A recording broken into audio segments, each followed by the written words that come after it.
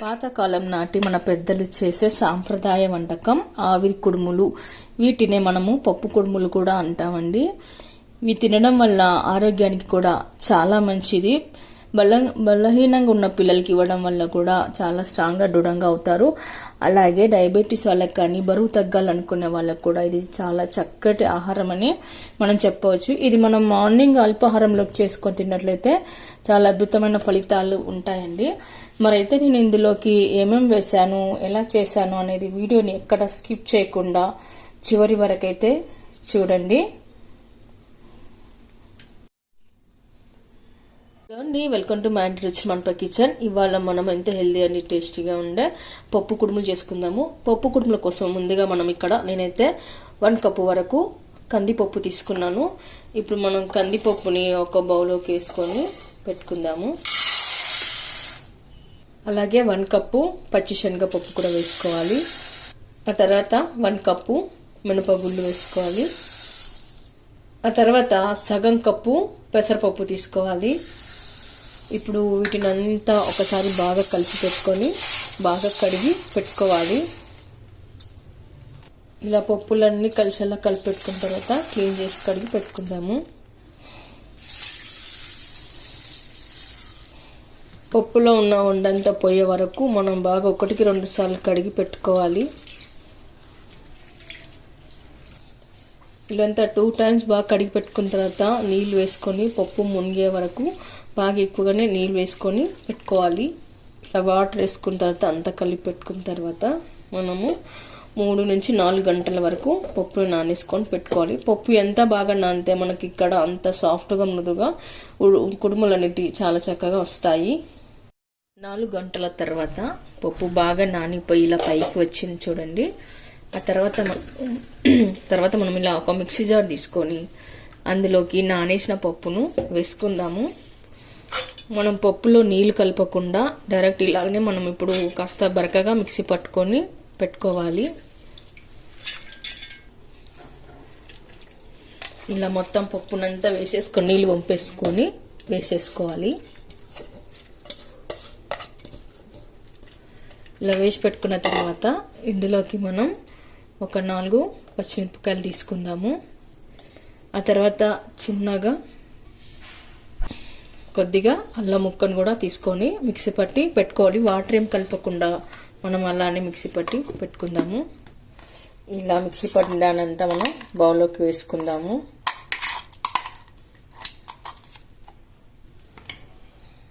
మనం పప్పునంది ఇలా కాస్త బరకగా మిక్సీ పట్టి పెట్టుకోవాలి. ఆ తర్వాత ఇందులోకి మనం సన్నగా కట్ చేసి పెట్టుకున్న ఉల్లిపాయ ముక్కలు, అలాగే సోయాకు అండి. సోంపు చెట్టు లాగే ఉంటుంది కానీ సోంపు చెట్టు కాదు, సోయాకు అంటుంది దీన్ని మనం ఇప్పుడు క్లీన్గా కట్ చేసుకొని ఇందులోకి వేసుకుందాము. సోయాకు అంత ఇలా సన్నగా కట్ చేసి పెట్టుకున్న తర్వాత ఇప్పుడు మనం బౌల్ తీసుకొని ఇందులోకి సన్నగా కట్ చేసి పెట్టుకున్న ఆనియన్ ముక్కలు వేసుకోవాలి. ఆ తర్వాత కట్ చేసి పెట్టుకున్న సోయాకు వేసుకోవాలి. సోయాకు ఉంటే వేసుకొని లేకపోతే స్కిప్ చేయొచ్చు, కానీ సోయాకు వేయడం వలన కుడుములు అనేది మంచి ఫ్లేవర్తో మంచిగా టేస్ట్ అయితే వస్తుంది. ఆ తర్వాత సన్నగా కట్ చేసి పెట్టుకున్న కొత్తిమీర, కట్ చేసి పెట్టుకున్న కరివేపాకు, ఇవన్నీ వేసి పెట్టుకున్న తర్వాత ఇందులోకి మనము కట్ చేసి పెట్టుకున్న కొబ్బరి ముక్కలు వేసుకుందాం. మీ దగ్గర పచ్చి కొబ్బరి ఉంటే వేసుకోండి, లేదా ఎండు కొబ్బరి అయినా సరే. ఇలా మిక్సీ పట్టి పెట్టుకున్న ఎండు కొబ్బరి పొడిని కూడా ఇందులోకి వేసుకోవాలి. వేయడం వల్ల మంచి రుచి అయితే వస్తుందండి. ఆ తర్వాత కొద్దిగా జీలకర్ర, ఇప్పుడు రుచికి సరిపడా ఉప్పు వేసుకోవాలి. ఇవన్నీ వేసాక ఒకసారి చేయితో అంతా బాగా మనం కలుపుకొని పెట్టుకుందాము. ఇలా కలిపి పెట్టుకున్న తర్వాత మూత పెట్టేసుకొని ఆ తర్వాత స్టవ్ ఆన్ చేసుకుని ఒక పాత్ర పెట్టుకొని అందులోకి తగినంత నీళ్లు వేసుకోవాలి. కుడుములు ఆవిరి పట్టించాలి కాబట్టి మనం కొద్దిగా వాటర్ అయితే వేసుకోవాలి. ఈలోగా మనము ఇలా చిల్లులు గిన్నె ఒక్కటి తీసుకోవాలండి. దీనికి నెయ్యి రాసి పెట్టుకుందాము. నేను ఇక్కడ కొద్దిగా నెయ్యిని అయితే అప్లై చేస్తున్నాను. నెయ్యి కానీ నూనె కానీ ఏదైనా సరే మనం అంటించుకోవచ్చు. అంటించుకొని పెట్టుకున్న తర్వాత మనం ఇప్పుడు తీసుకొని కుడుములాగా మనం చేసుకొని పెట్టుకోవాలి.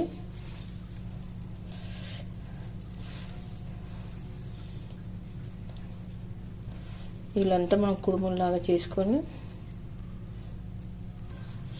ఇప్పుడు నెయ్యి రాసిన ప్లేట్లోకి ఇలా పెట్టుకుందాము. అన్నీ ఇలాగే చేసి పెట్టుకోవాలి. ఇలా వాటర్ అంతా బాయిల్ అయిన తర్వాత మనం చేసి పెట్టుకున్న కుడుములని ఇందులోకి పెట్టుకోవాలి. ఆ తర్వాత 10 నుంచి 15 నిమిషాల వరకు మనం వీటిని ఉడికించుకోవాలి. ఇవి ఉడికేలోగా మనం చట్నీ చేసుకుందాము. కొబ్బరి మిక్సీ పట్టి పెట్టుకున్నాం కదా, అదే మిక్సీ జార్లోకి వేయించి పొట్టి చేసిన పల్లీలు వేసుకోవాలి. ఆ తర్వాత కొద్దిగా ఎండు కొబ్బరి కూడా వేసుకోవాలి. మీ దగ్గర ఎండు లేకపోతే పచ్చిదిన్న వేసుకోవచ్చు. ఆ తర్వాత మనం వేయించి పెట్టుకున్న పచ్చిమిరపకాయలు, చింతపండు, ఎల్లిపాయ, జీలకర్ర, ఇవి కూడా కరివేపాకు కూడా వేసుకొని పెట్టుకోండి. ఆ తర్వాత ఇప్పుడు పైన కొద్దిగా పచ్చి కొత్తిమీర పెట్టుకోవాలి. ఇప్పుడు రుచికి సరిపడా ఉప్పు వేసుకోవాలి. ఆ తర్వాత ఇందులో కొద్దిగా వాటర్ వేసుకుందాము. ఇప్పుడు ఫైన్గా మిక్సీ పట్టి పెట్టుకోవాలి. ఇప్పుడు మనం మిక్సీ పట్టి పెట్టుకున్న చట్నీని ఒక కప్పులోకి వేసుకుందాము. అలాగే మనం ముందుగానే తాలింపు వేసి పెట్టుకున్న తాలింపుని ఇందులోకి వేసుకొని కలుపుకొని పెట్టుకోవాలి. తాలింపు వేసాక అంతా ఒకసారి కలుపుకొని పెట్టుకుందాము.